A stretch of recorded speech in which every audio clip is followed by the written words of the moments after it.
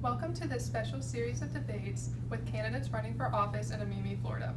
I am your moderator, Madison Ingram. After we return with these messages, we will meet our candidates for superintendent of schools. My plan is very similar to one that I did in California and Los Angeles. We have one terminal right now, and my plan is to create a second terminal on the other side of the runway, and you would have a tunnel connecting underneath the ground in between those, and so it would create a whole new section for airplanes and for tourism to come in. I think that expanding into terminals is a good idea, as well as possibly, if there is enough funding, building smaller airports throughout the city, giving more chances for more people to travel further. I do believe that Mr. Early's idea would be effective, but I plan to find the major, most popular flights in and out of Amimi and expand the size of those boarding gates and the airplanes used for those flights first to begin with, since those are our most crowded flights. And then once this project is completed, I would like to keep going on the most popular flights and expanding them one by one so that we don't have to create a whole new airport when we just have minor problems. We wouldn't actually be creating a whole new airport, just be creating a second terminal onto the airport. And I think that's really important because it will create a lot more business opportunities as well as bring in more tourism. And that will help a lot more than just expanding a couple boarding gates.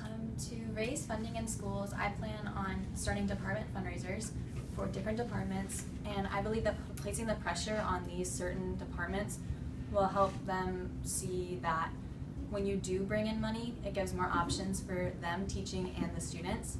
I'd also like to apply for grants and see what grants public schools in Amimi are available to us and work for those. I've been a principal the last few years, so I haven't exactly been in a position where I can gain a lot of revenue from the government, but I have organized several school-wide fundraisers as well as through extracurricular activities. So if I'm elected, I hope to implement this on a larger scale. Would you like to start your rebuttal? Yes, our department fundraising is extremely low, but in order to increase this, we have to have specific results that need to be addressed, which would include our teaching staff as well as other instrumentals used throughout the classroom, including computers, which currently we don't have enough money for, which we would need to address as well, which for the fundraising, the departments don't have the ability to do that themselves, as noted. Okay. Cutting back on school sports, I think would have a big impact on the students in the community because one of the big parts of our schools is our sports. And if we were to cut back on them, I think students would really struggle with getting involved in schools.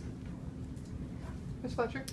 I think cutting funding in other departments that are deemed unnecessary would create a lot of controversy and conflict among the officials in those departments because obviously none of them think that they have unnecessary funding, and I don't think that would be very beneficial.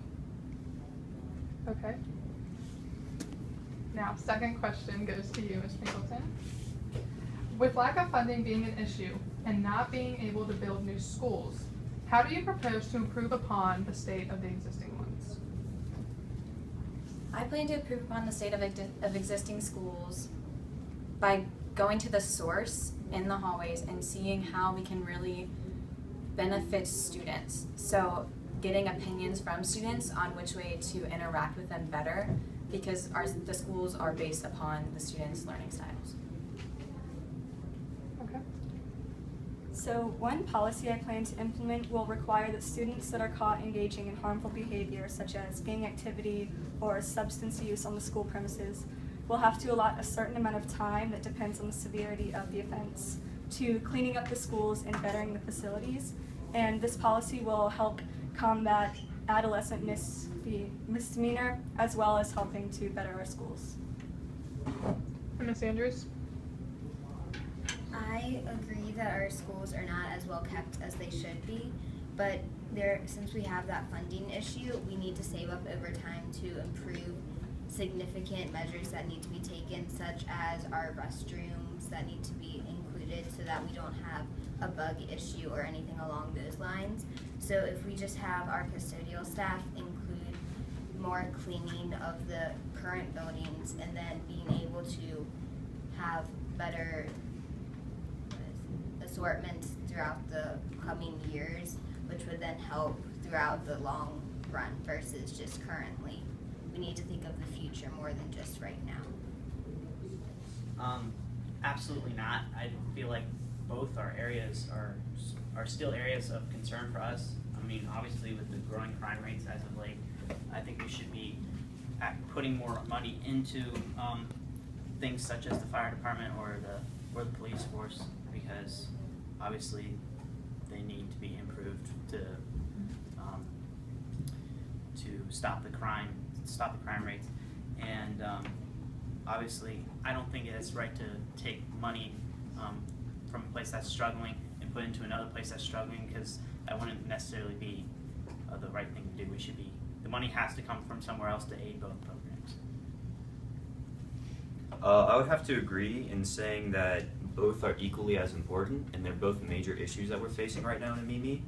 I think that we should take money from a certain policy or area of spending that has more revenue and has more leeway to give up, because schools and safety are our two #1 concerns at the moment, and picking one that you think is more important than the other would not be a smart thing to do. I definitely think taking funding away from the police and fire is not a good idea. The safety of our people is ensured by the police and the fire departments, and they are just as important as everybody else in the city. The school funding has decreased over the past 4 years, definitely, but Hi, please join us again when I will be questioning our Director of Economic Development.